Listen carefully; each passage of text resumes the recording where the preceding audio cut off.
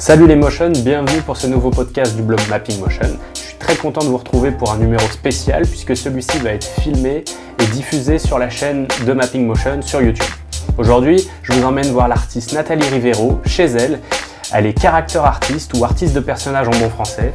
Elle a plus de 8 ans d'expérience dans l'industrie du jeu vidéo à Montréal et elle travaille désormais pour la compagnie spécialisée en réalité virtuelle Red Pill. On a parlé ensemble de comment créer des personnages efficaces et attachants, de son amour pour les mechas du manga Evangelion et de son outil de création préféré qu'est ZBrush. Comme d'habitude, n'hésitez pas, commentez, partagez et je vous souhaite une bonne écoute.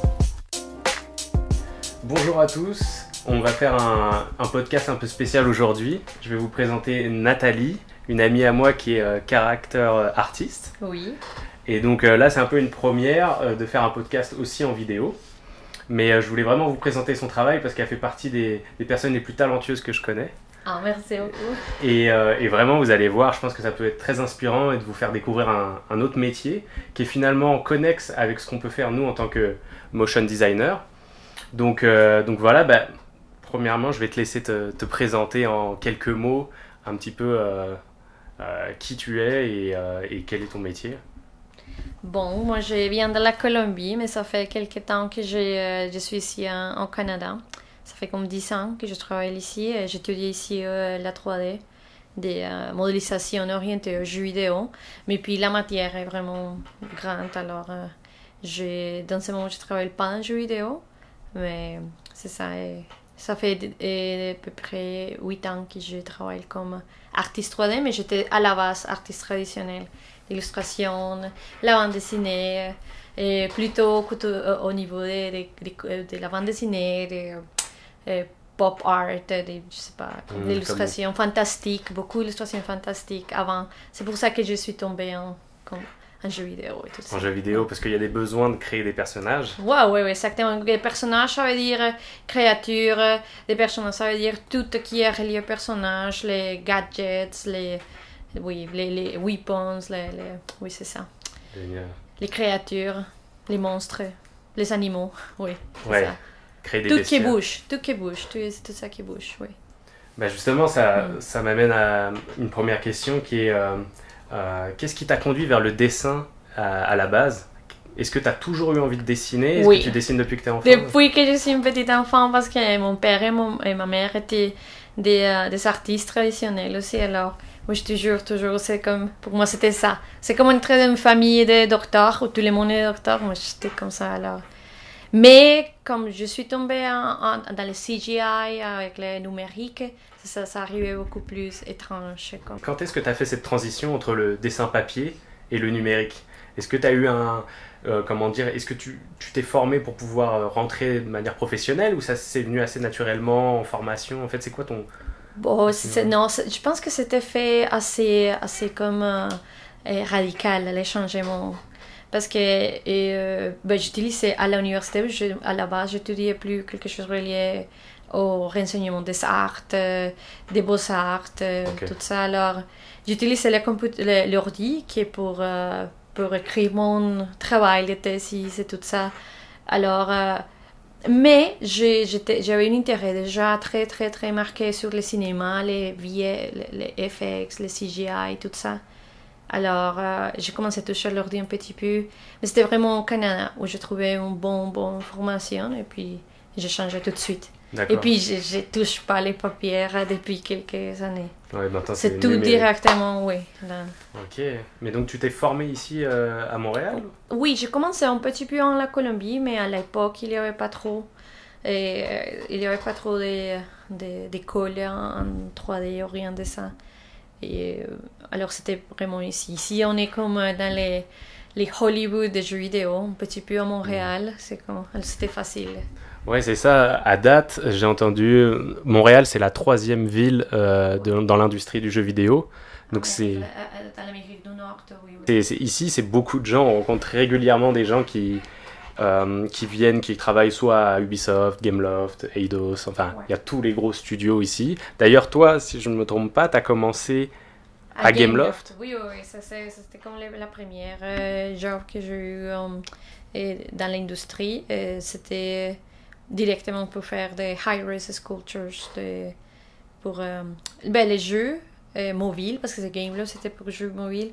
Et les personnages sont pas si beaux quand tu l'as vu dans les cellulaires à l'époque. Ça fait 8 ans, 7 ans, quelque chose comme ça.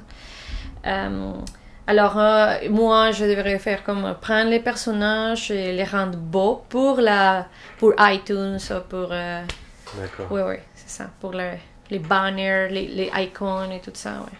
Quelle technologie qui était utilisée à ce moment-là? Moi, c'était faire comme... Pour moi, c'était faire mon travail, là, moi, c'était seulement faire les rendus, les personnages, et puis la pose, les rendus, tout ça en 3D. D'accord. Et les rendus virés et tout ça. C'était les motion designers. On avait une équipe qui c'était comme plutôt les concept artists qui vont faire la publicité en 2D, comme les dessins très beaux des jeux vidéo.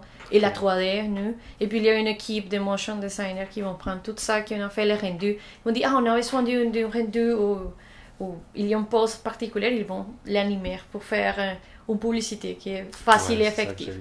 Parce que l'autre chose, c'est faire des cinématiques, et ça c'est comme trop budget, alors ça fait beaucoup les motion designers en jeu vidéo aussi.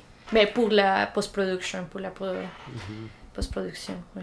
Ok, génial. Donc c'était vraiment le côté marketing aussi. Ok, donc ça c'était Gameloft. Je crois que par la suite, tu as été en Nouvelle-Zélande pendant quelques temps. Oui, avec Gameloft Nouvelle-Zélande aussi, mais c'était pour Cinematic Team. Puis ça durait quelques temps, et c'était vraiment cool, l'environnement, travailler en Auckland et tout. C'était aussi pour des jeux vidéo mobiles, alors... Bon, le travail est intéressant, mais moi j'aime plus comme des travails beaucoup plus élaborés, non? Mais ça c'était pour plutôt des jeux vidéo mobiles, alors c'était plus cartoon, plus... Ouais, plus justement 2D, Flash. Oui, et c'était pour cinématique aussi, parce que ça, comme je commençais vraiment avec ZBrush, c'est le logiciel que j'utilise le plus. Et oui, on va parler de ça plus tard, j'imagine. Non, mais justement, j'allais dire, au niveau de...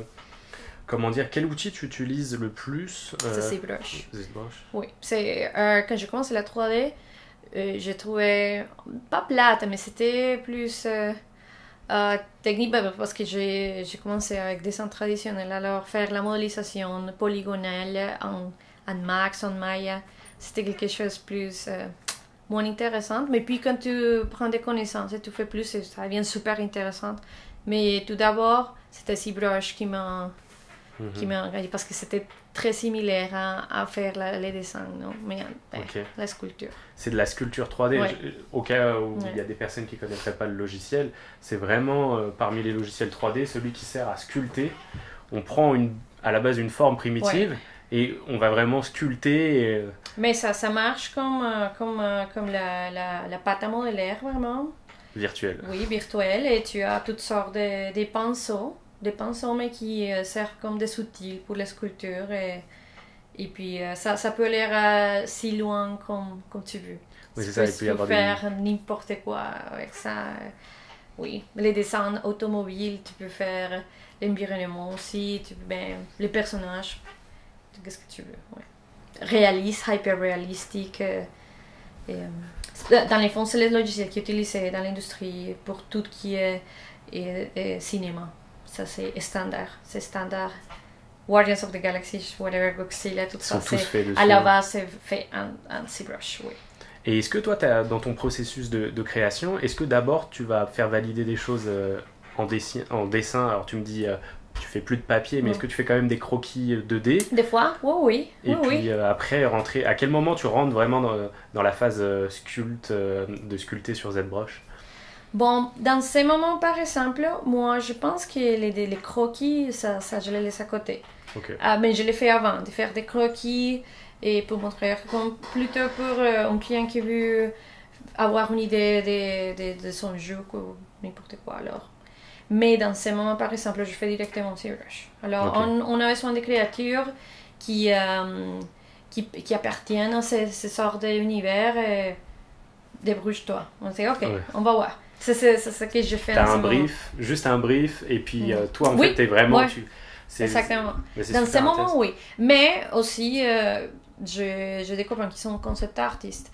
Et des fois, ils vont venir avec les concepts qui est déjà tout prêt, tout beau, en 2D. Et puis, c'est ça, mon travail. Ça va être d'aller chercher la vision de l'artiste concepteur dans la 3D. Et qui se respecte vraiment et que ça complémente les choses qui ne sont pas finies. Et puis, c'est ça. Ah bah là, je fais un parallèle avec souvent, c'est un peu ça, c'est au niveau de la direction artistique. Quand tu es motion designer, soit tu as la phase de conception où tu vas créer la DA, ou soit on va venir t'amener une créa, une identité visuelle, et puis toi tu vas l'adapter en motion, et on vient faire appel à un motion designer pour qu'il adapte l'identité visuelle d'une entreprise qui est déjà établie. Donc, c'est un peu le parallèle que je fais là entre les deux.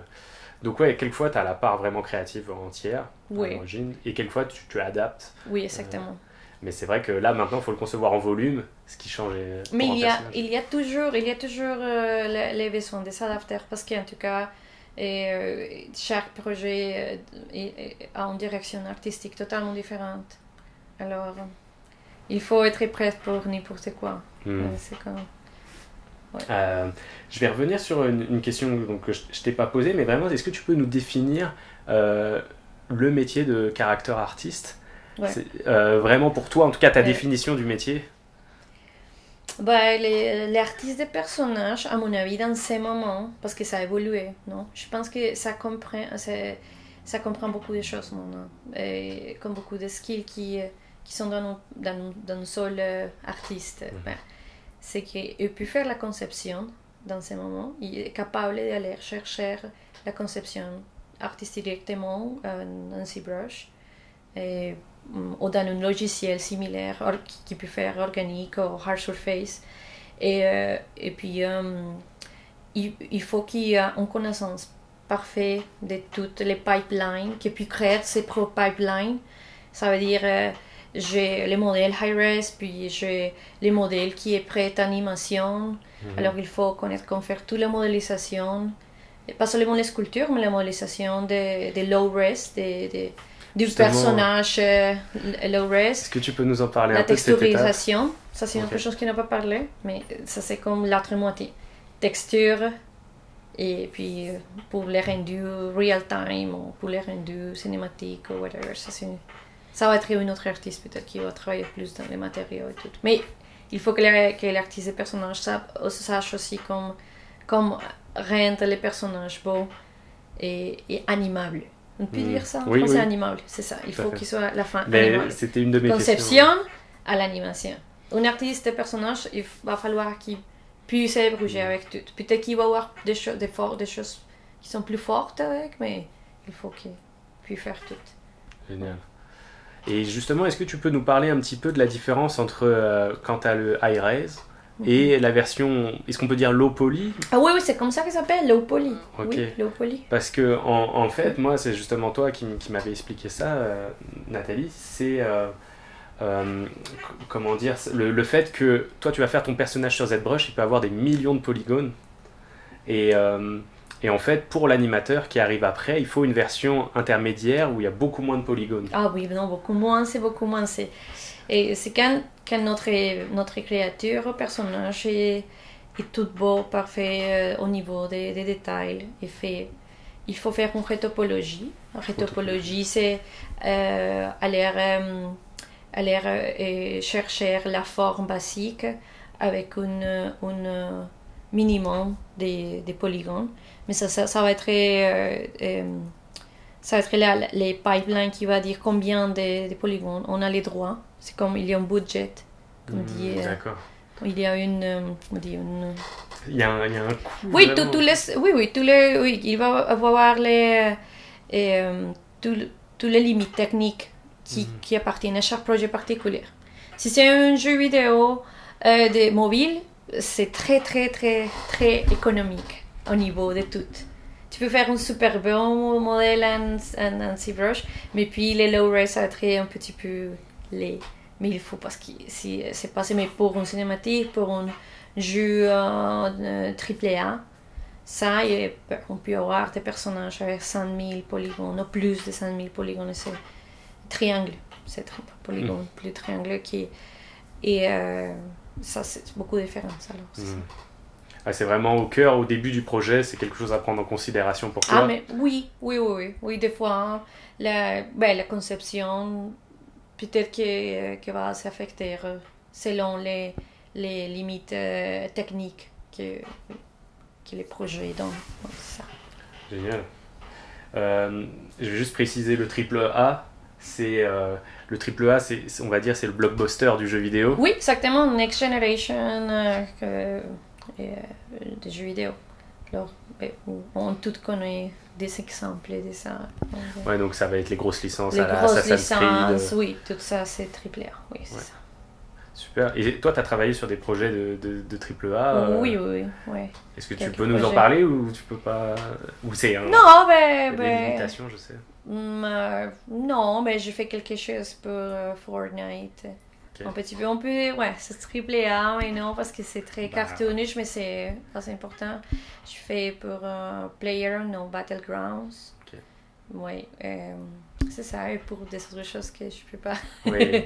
Parce qu'il faut attendre qu'ils sortent pour parler. Ouais, c'est ça, tu peux pas nous dire. Mais en tout cas, toi, tu te sens à l'aise.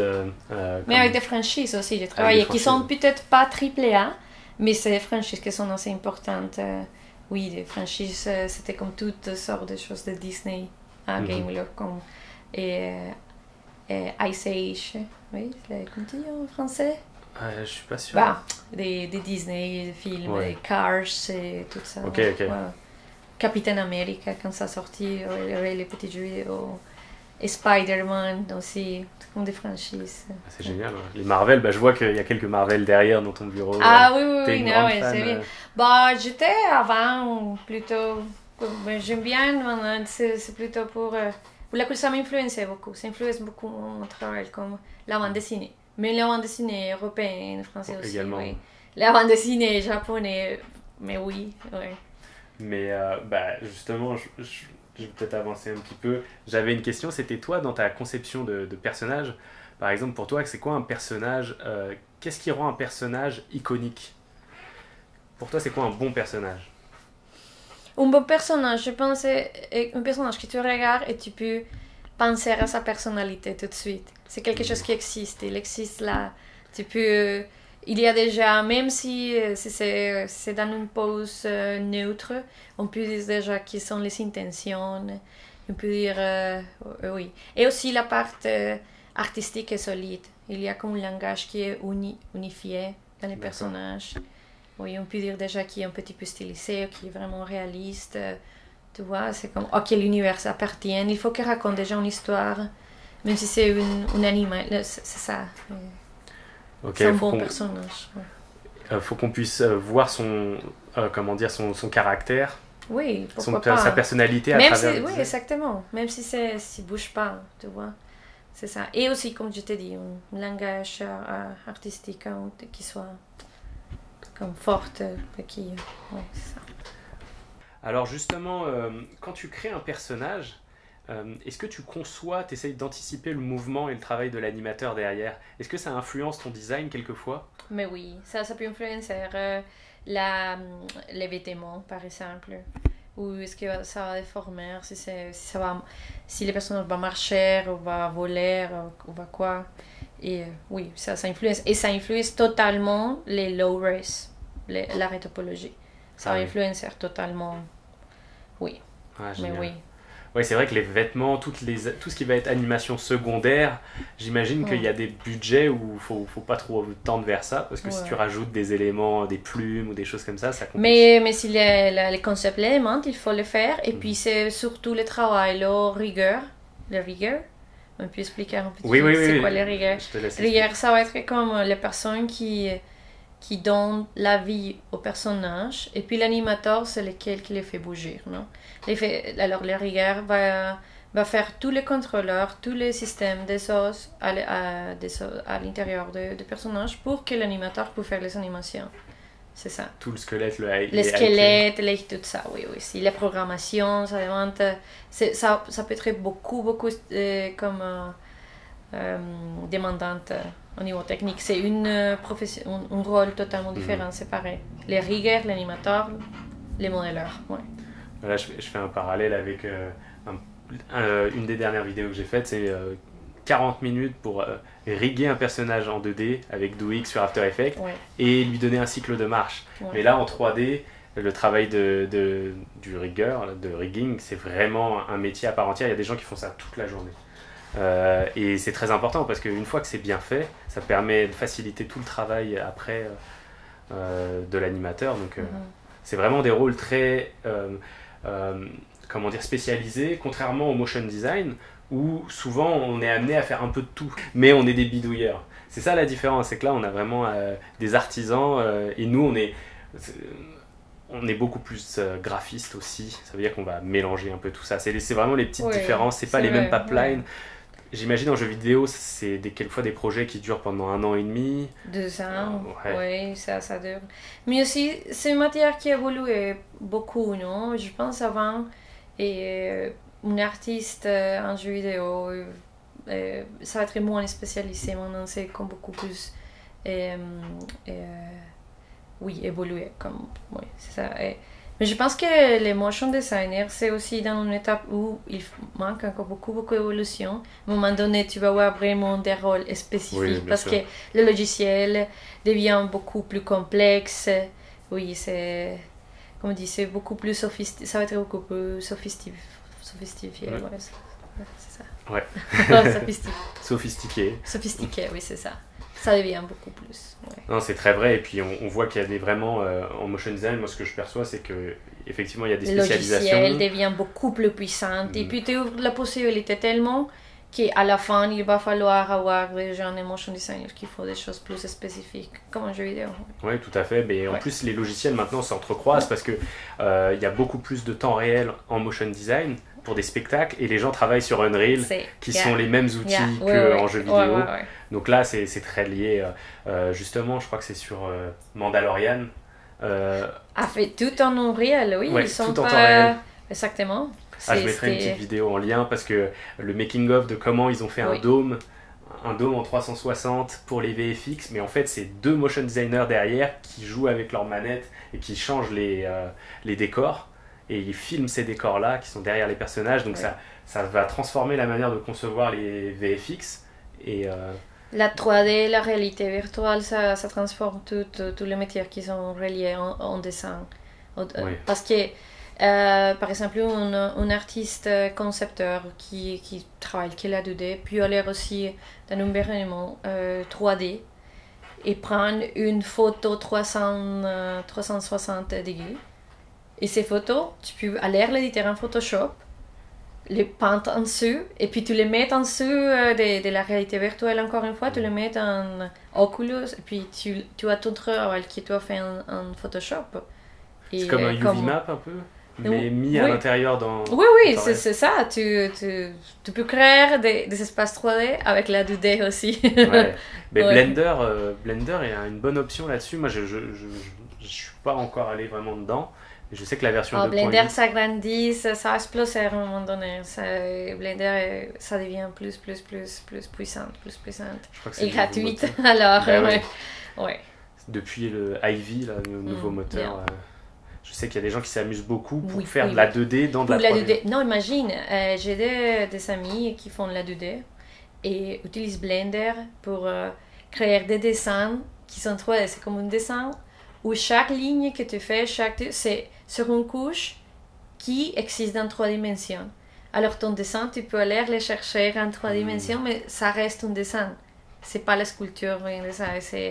C'est incroyable, comme les artistes qui découvrent ça pour la première fois. C'est comme, oh my god, c'est la 3D, mais c'est pas la 3D, c'est encore la 2D. En tout cas.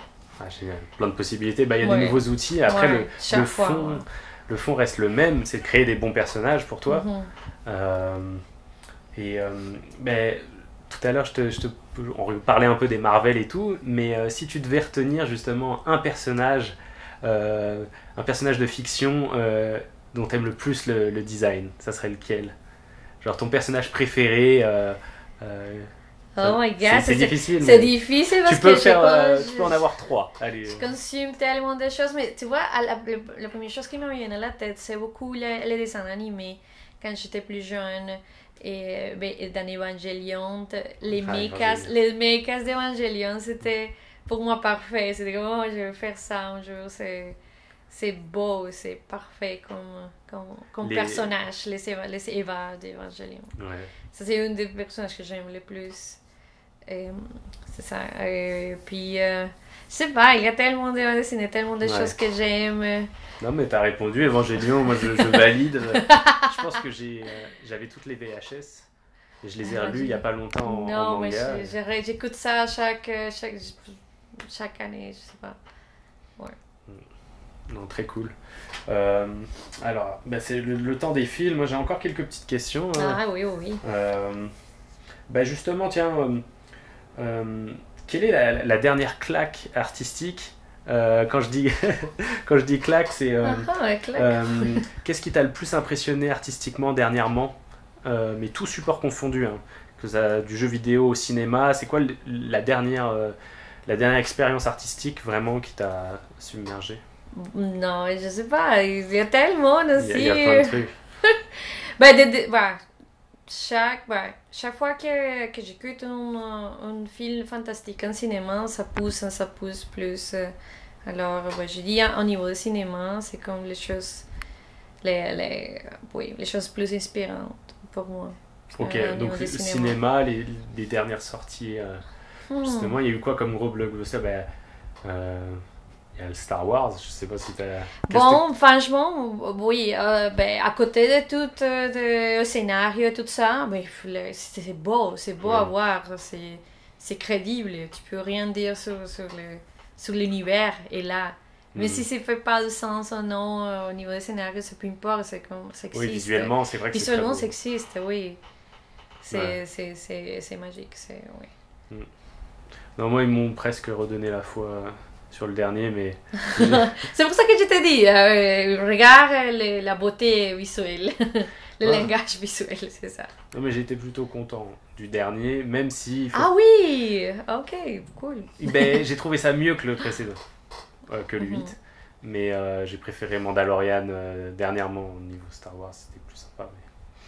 Ok, mais c'est vrai que visuellement, même le 8 était incroyable. Oui, alors c'est ça, au niveau cinéma. Avec le désert et puis les traînées rouges que laissaient les vaisseaux à la fin du 8. Enfin, moi, on voyait que justement au niveau des concepts artistes, ils avaient fait des super storyboards.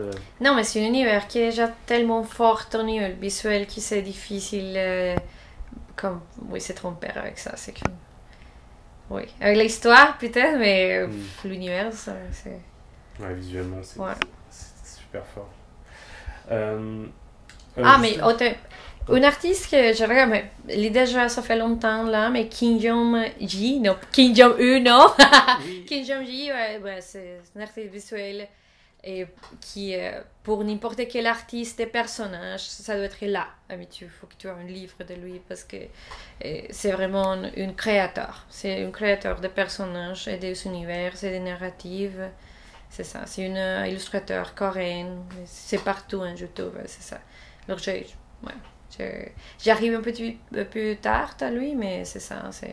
Ok, donc en ce moment c'est... Oui, j'aime beaucoup. J'ai acheté des livres, c'est ça.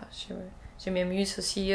Et ça me donne envie d'aller chercher encore une fois les pinces, les crayons, les papiers. Ouais. Ok, ça te donne envie de retourner un petit peu. De retourner un petit peu à la 2D aussi, ça. Cool.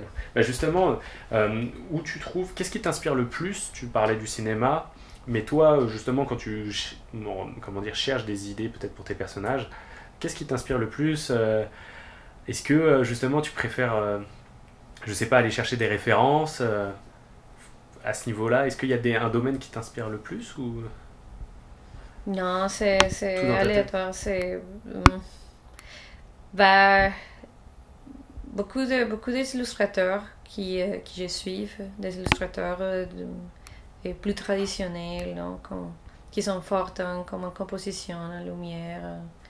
Mais ça, c'est vraiment random. Quand il y a un projet, les premières choses que tu vas lire, c'est aller chercher toutes les références, tout ce que tu aimais, à chaque détail, qu'est-ce qui te fait penser dans les mondes réels en détail, que ça c'est similaire à ça, alors que ça peut être vraiment random. Ouais, ok. Comme référence. Ça dépend du projet. Ça dépend des projets, vraiment, ouais.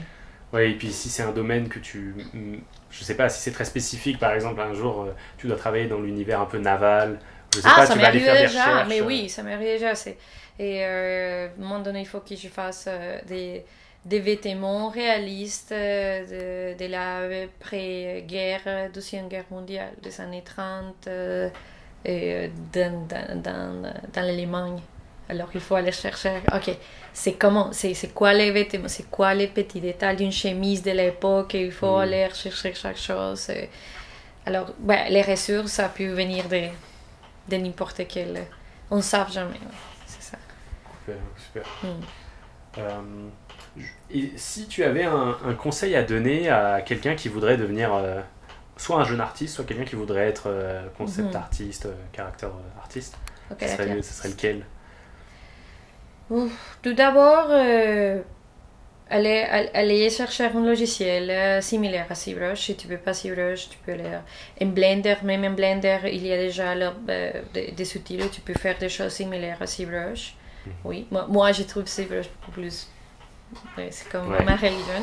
Mais dans Blender qui est gratuit, tu peux déjà aller chercher. Avant de chercher les programmes et l'école, il faut que tu aies une machine chez toi qui est un minimum pour faire un bon rendu de la 3D, non, comme une bonne carte graphique. Et tout d'abord, c'est ça, je pense.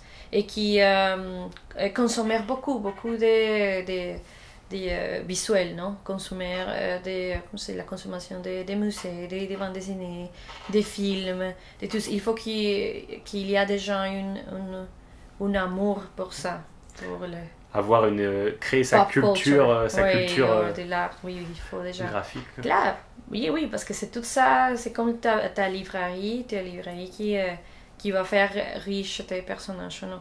Et puis quand tu as ça, toujours, un petit peu, tu vas aller chercher l'école qui te convient le plus. Parce qu'il faut, pourquoi pas, trouver une bonne place pour s'amener rapidement. Parce que c'est vraiment grand comme métier. Et tu pourrais aussi, ça dépend de ta personnalité, mais si tu es une personne très didactique, bon, il y a beaucoup de tutoriels. Tu peux même faire des formations en ligne. Mais moi je suis un tuteur, un professeur pour des formations en ligne en Espagne. Et c'est tout en vidéo et ça marche bien, il avance bien. Alors, ça dépend. Les processus de chaque personne est différent. Mais maintenant, il y a beaucoup de bons programmes. Avant, c'était pas comme ça. C'était très, très... très petits programmes et pas trop à l'université. Maintenant, ils sont partout. Alors, faut trouver un... C'est vrai que les formations en ligne, elles sont plus en concordance avec la réalité des métiers. Oui, exactement. Ouais. Maintenant, il y a beaucoup alors. Parce que là où une formation en ligne, elle peut se faire en quelques mois et correspondre à un vrai besoin, les universités, elles ont besoin de laisser passer une année entière, puis il faut trouver les bons enseignants, les bons professeurs en ligne. Le professeur, il peut être n'importe où dans le monde.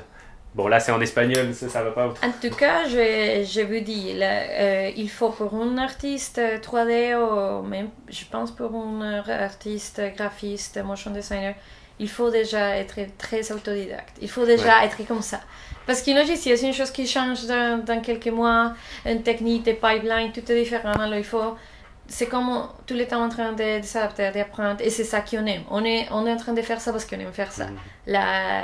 Oui, c'est comme update. C'est ça.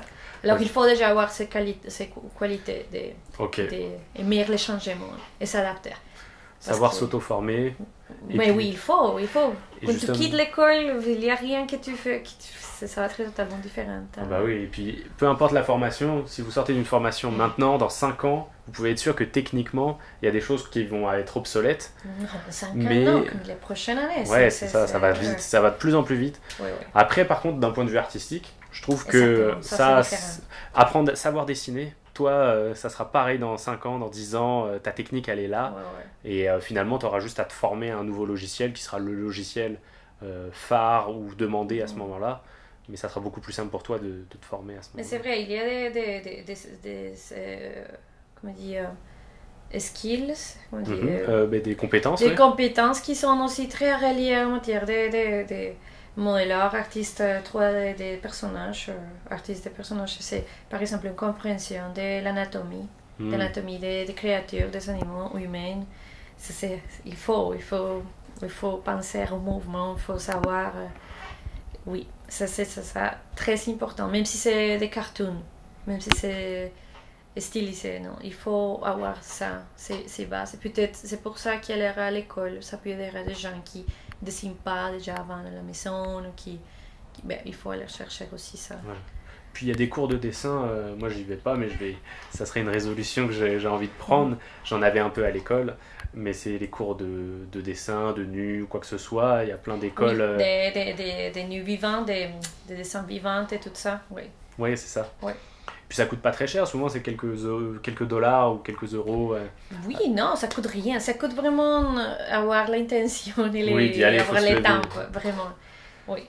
Bon, bah génial, c'est un très bon, je pense que c'est un très bon conseil de travailler vraiment l'aspect artistique.